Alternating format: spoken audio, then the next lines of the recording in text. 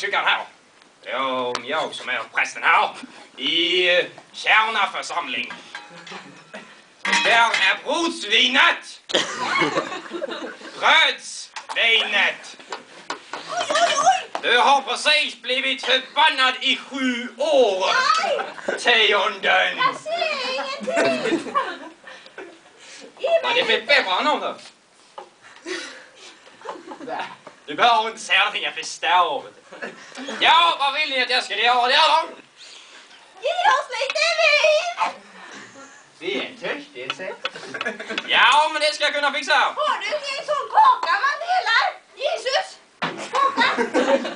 Alltså det var så här att Gud sa till människan: bröd skall komma ner, men i Kärna kyrka, ni kan ta er i röven. Gud, ge mig. Sa han verkligen så? Nej, men vi kan gissa oss det. Inte. Det är någonting som är lurt. Nej, det här är inte något lurt. Det är bara inte någon skapaglas. Det är inte något lurt. Man har det för man tycker det är snyggt. Är du glad?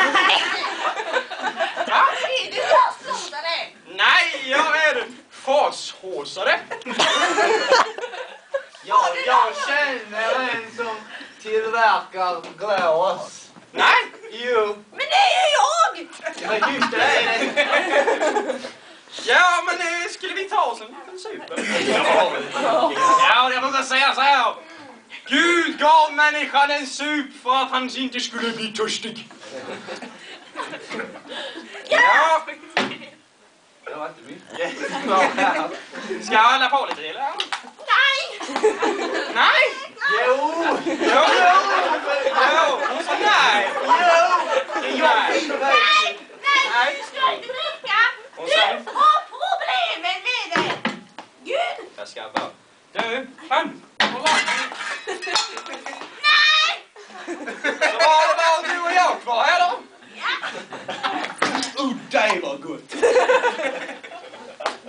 Du, som Jesus sa en tisdag i maj. Tag icke och drick för mycket, för du ska bara trilla på bakhuvudet.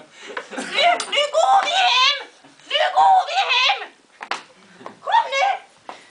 Gå är lite över för mycket för en taxnummer. Ja, bra.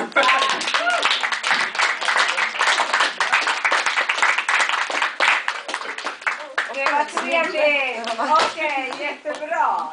Hörni, lämna